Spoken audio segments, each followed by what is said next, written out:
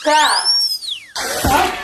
सूत गेला तो तोरा रोज रोज कहे के पड़ते गोड़ दबावेला। हम अपना मुंह से हर रोज तोरा कहबाओ तो लोग की सोचते, हमरा खराब कहते। सही बात कही बाड़ी, कहे टेंशन नहीं बाड़ी, दुखी ना मानू, हम अभी दाब दी बाड़ी। सुतू सुतू, हम दादी बाड़ी लगी, अभी हम दाब दी बाड़ी।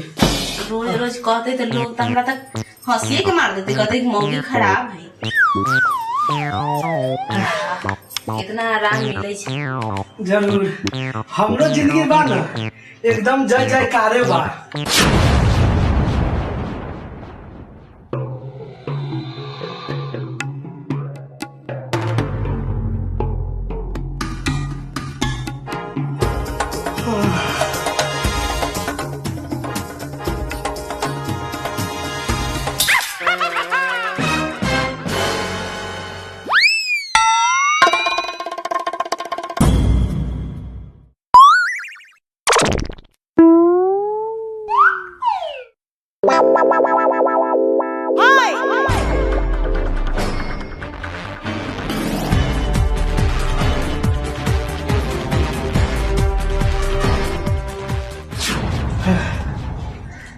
उठो ना, चाय बना के ले ली। उठो ना जल्दी।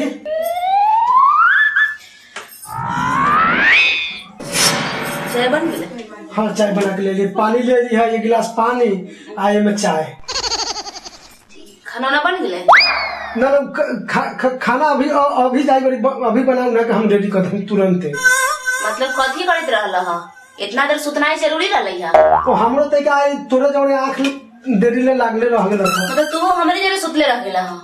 ई देखा 7:30 हो गेलै, अभी तक ले खाना ना बनलै। गलती हो गेला हमरा से, अब फिर न कहियो होई।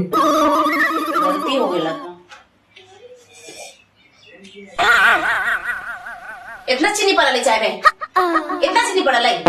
गलती से पड़ गेल होते तो कथी करी? मतलब रोज रोज बनावल तो इतना चाय में चीनी पड़ जाय छै? जल्दीबाजी के चलते हो गेल होते। लेके जा अपन आ जल्दी से खाना बना के लाओ। कहला इतना कहला कैसे आई बारू, हम अभी खाना बना के ले आई बारी। इतना चीनी पड़ते चाय में? मतलब रोज रोज बनावल तो अंदाज नहीं कि कितना चीनी चाय में पड़ल है। गलती हो गेल, माफ करम, हम अभी बना के ले जाय बारी, अब खाना बना के ले आओ तुरंत। जल्दी खाना बना के लाओ। ठीक ठीक। पता ना कैसन से पल्ला पड़ गया, कैसन से बियाह हो गया, मर किस्मते फूट गई। चाय में इतना चीनी रख के धगल, कहियो कहियो सब्जी में इतना नमक, पागले करके। जल्दी खाना बना के लाओ, भूख लागल है।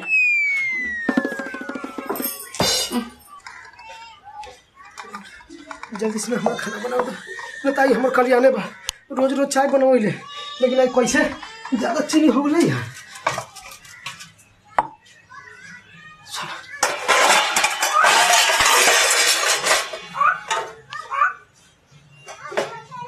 यही में बना दी गई दाल।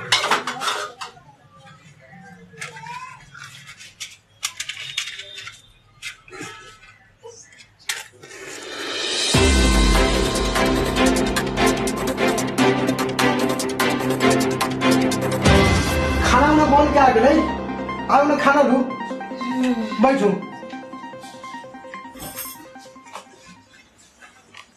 बन गए खाना? हाँ खाओ ना। ये बनल है, आथी उथी ना बनल है?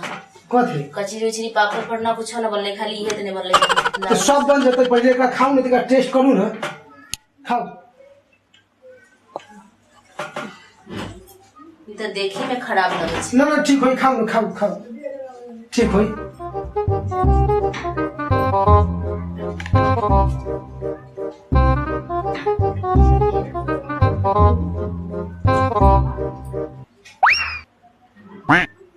बाप रे बाप,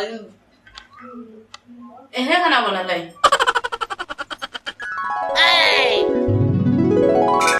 कथी दिक्कत है? एहने खाना बनल है? इस दाल में नमक जे है और सब्जी जराइन लगे है, एहने खाना बनल है? तो कथी कर? हमरा घरे से बना के ना देत रहे कि हम बनत रहे से, एहने बनल है खाना? तो हम कथी करू? तेरा जल्दीबाजी में हो गई, तब हमारा माफ करू, खा लू लगा। जल्दीबाजी कौन चीज के? लेट से उठ बहु तो खाना जल्दीबाजी में बनबू तो खराब जरा देबू, इतना नमक धर देबू। गलती हो गया, माफ करम हमरा। पता ना कहिया दिमाग आई समझे में ना आ रहा है। इतना जरूर खाना लेके जा हमरा खान लो गलती हो गया फिर दोबारा ना हो खा लो।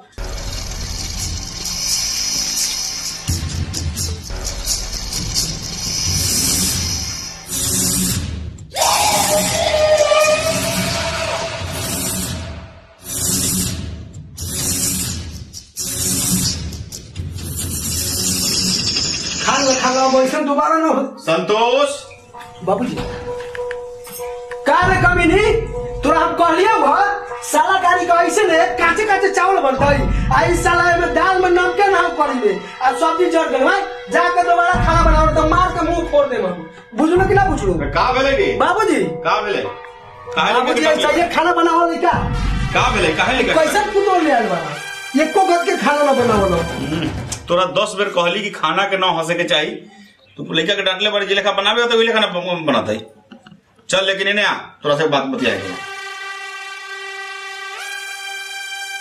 ये लेखा पत्नी के अपना मुट्ठी में रखल कर कहाँ जाए छो ते हम पहले 10 मन काट ले हाँ जल्दी आओ बाबूजी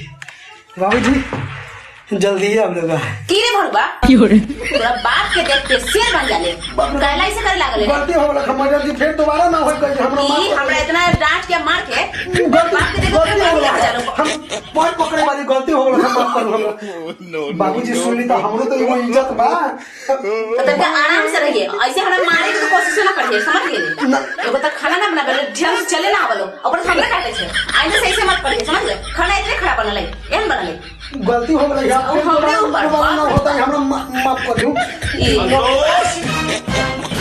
का रे साल कमीनी तोरा वही समय में कहली हम पूरा जल्दी जल्दी खाना बनावेला का बाबूजी का भेले का अभी तक तोरी के नोक जोक चल ही रहा है बाबूजी एकरा तो हम एकरा समझा दूं ना तो इतना मारम एकरा कि जकरा कोनो हद हिसाब न हो एकरा झगड़ा लड़ाई ना कराइए ह से का सरिया के मिल में बार कर हम है ना चल जल्दी खाना लगा हमरा बाबूजी के है ना शेर बेटा सफाई तक मुंह में मुट्ठी में रखता है ना तू तो खुश होकर रख ले मेरे हमरा चल जाके खाना का हक निकालेगा क्या औलाद हो के तो ऐसा न के औलाद के तो हम ऐसा का बना के रखले बारी एकदम औलाद जैसे बना के रखबो वैसे के अच्छा संतोष लिया बेला खाना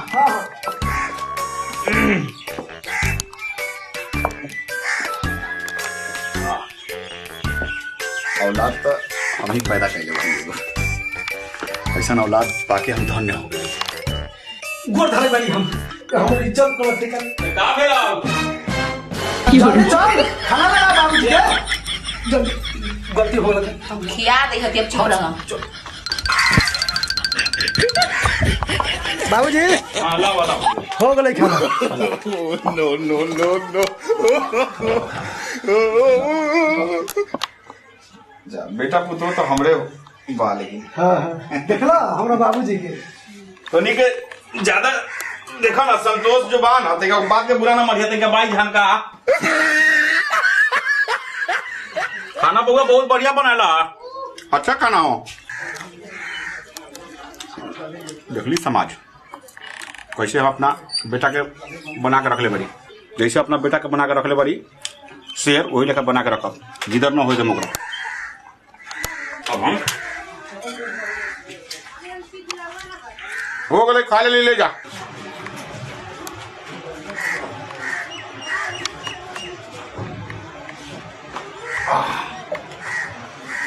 ये लोटा रख दिलियो जाओ अपने हम ले जाई छी लोटा हम आवे ये बाजार पर से देखा ठीक बाबूजी भले एकरा बंदे का के रखिया घर के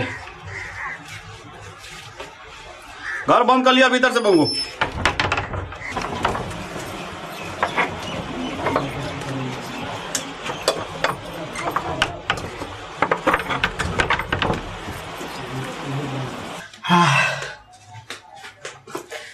दिन भर कामों करे करे में हम थक जाइले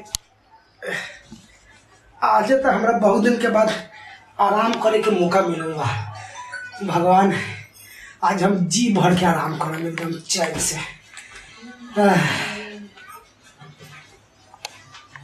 क्या है?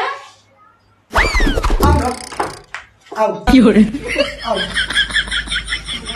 बड़ा जल्दी आओ आओ सुती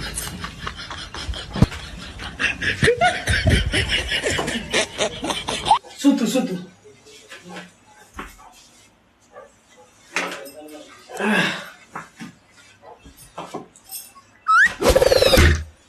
का सूत गेला तो तोरा रोज रोज कहे के पड़ते गोड़ दबावेला। हम अपना मुंह से हर रोज तोरा कहबाओ तो लोग की सोचते, हमरा खराब कहते। सही बात कही बारी, कहे कैसे नहीं बारी, दुखी न मानो, हम अभी दाब दी बारी। सुतु सुतु हम दाबी बारी लगी, अभी हम दाब दी बारी। रोज रोज कहते तो लोग तो हमरा तक हंसिए के मार देते, कहते कि मौगी खराब है। कितना आराम मिले छे। जरूर हमरो जिंदगी बा ना एकदम जय जयकारे बा। बाबूजी काल कभी नहीं हमारी गोर कौन डालता है, तो बाप डालता हूँ गोर दाब आपके बिछौना पर पड़ जालस। बुलबुल सारा टाइम पर खराब टाइम पे आके दुकान खराब कर दे सारा काम में। बाबूजी हाँ बाबूजी आ गई।